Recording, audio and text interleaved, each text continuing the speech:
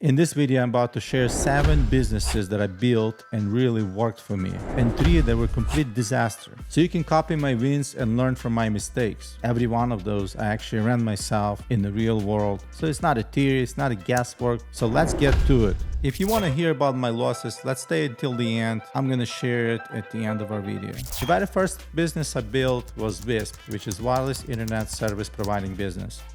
Basically, those businesses usually built for rural area where people don't have other internet access. It's very easy to set up unless you don't know technology, but if you do, it's super easy. You install equipment, connect customer, you sign them up with or without contract, and you just collect monthly payments. So it's recurring revenue, consistent income, very solid business, very minimum risk. The second business I was able to create was a satellite installation business. It's very simple. You secure a contract with a major satellite TV company. You hire technicians, you train them well, teach them how to install satellite, teach them customer satisfaction, customer service skills. They go door to door installing satellite TV for customers. A company is getting paid from satellite TV providing company. We take a percentage of that. We pay the rest to technicians. Very simple, very scalable. You can hire more technicians. You can grow to different areas, different locations. So your revenue will increase. So does your income. Next business that I really like is the freight brokerage business. Similar to satellite installation business, basically you secure contracts directly with major manufacturers, and then you get the loads, freight, and you sell those loads to smaller transportation carriers. So they take a risk, they have insurance, they have their own trucks, you take a slight percentage off of it, and you make that revenue every time they deliver load. Very simple, very scalable, again, can be nationwide, can actually be a Canada, deliveries could be gone to Mexico. So it's super easy, super scalable, lots of revenue business. Another business that was very interesting is basically trucking supply business.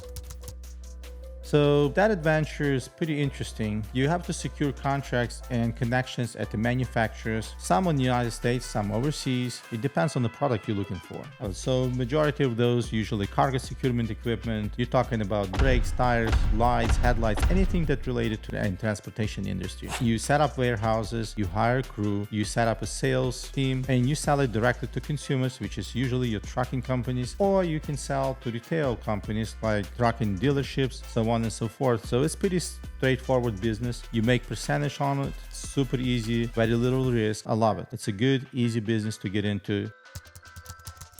Another business seems to be simple, but it's quite reliable business. Consistent revenue, consistent customers. It's a diesel mechanic shop we built.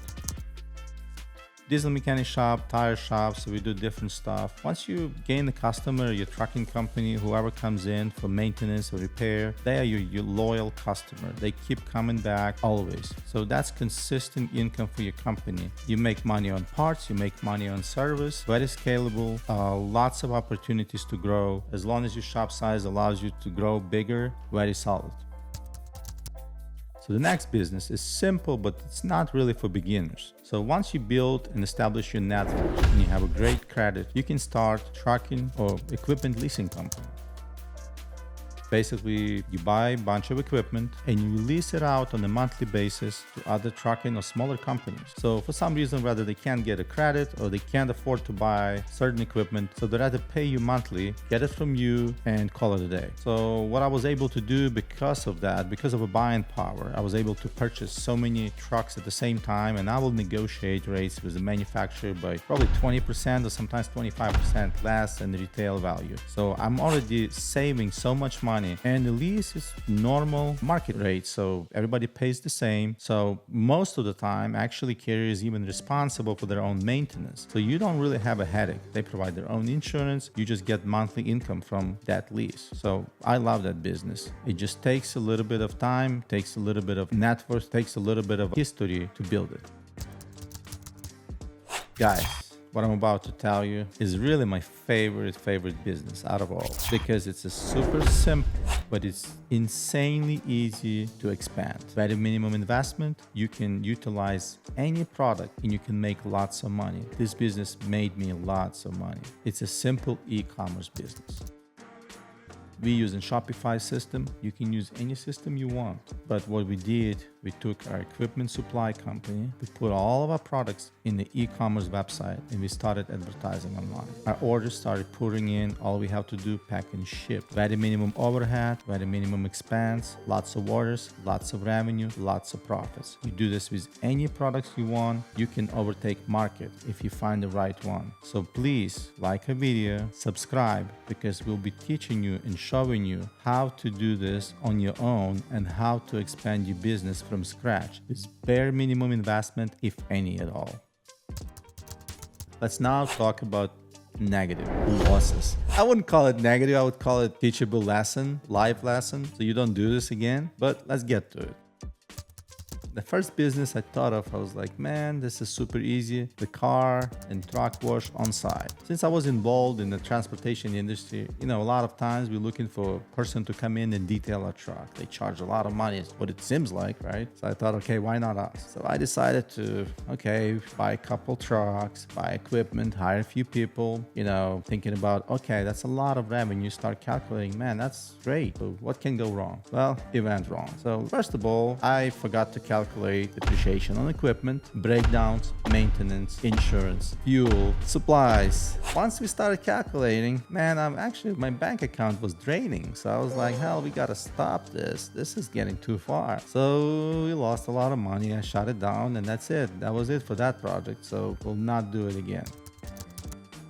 All right, the next idea, I thought it would be global. I thought it was the best idea in the world. MVNO, Mobile Virtual Network Operator. Basically a cell phone company, right? So I went to Verizon, Sprint, I don't remember, it was years ago, one of those network operators, and I signed a contract with them. So we're gonna use your network and resell on their own brand. Basically like Straight Talk or other brands that do it every day. So we came up with unlimited plan, data plan, voice plan. I was so excited. I paid software developers to build the website, amazing. So all the billing, everything was ready to go. I'm thinking this cannot go wrong. I was like, man, that's just easy. You resell, you get recurring revenue. I keep the difference. I pay the rest to cell phone company, call it a day. Well, it wasn't that easy. What I did, I pre-ordered a bunch of equipment, hundreds of thousands of dollars of cell phones, because we need something to sell to customers, right? Well, number one, I found out what bad credit is, and people don't pay you back for equipment when you try to extend that credit and give them payment plan. They never show up. They never come back and pay you. Number two, I realized what real competition is. Those massive companies started dropping prices on their cell plans so low that I couldn't even make $1. My overhead cost went up through the roof. My overhead cost was more than I was making, so I had to cut it loose. I had boxes of cell phones. Actually, I had to trash them because nobody wanted to buy them, because equipment actually improves every year. They come up with a newer model. Nobody wants that old stuff. So I basically trashed probably several hundreds of cell phones. I lost money. I shut it down. That's it. Long story short, I would not recommend that business to anyone. Not in today's market.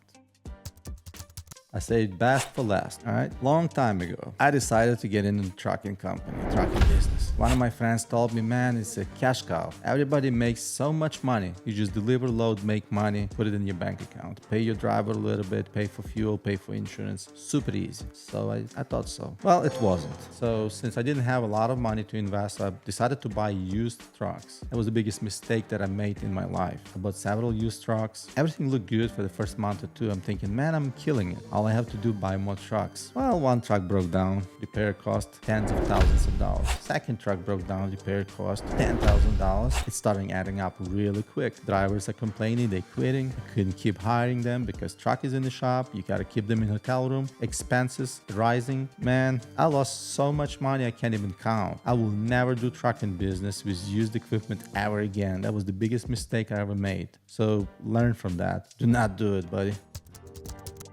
So what all those businesses taught me, actually, it's a really good lesson. And I wish you don't make my mistakes, so listen carefully. The best business you can get into is recurring business, monthly recurring business that you can make monthly revenue. You have happy customers that come back, spend money, consistent. You don't have to worry about what's tomorrow. So your cash flow is solid. Those are the best businesses to be in. The worst businesses you can be, it's risky, not enough calculations. You don't know what's tomorrow. You're not sure about the full cost of equipment. You're not sure about hidden costs in your equipment or your business. That's the worst business. Don't take risks. Take solid roads. So let me know in the comments what business you would like to start or what business you would like to avoid. And maybe we can discuss this. Maybe I can start another video. We can have a conversation about it. So this is Red, White, and Avenue. Don't forget to subscribe, like a video. We'll see you in the next one.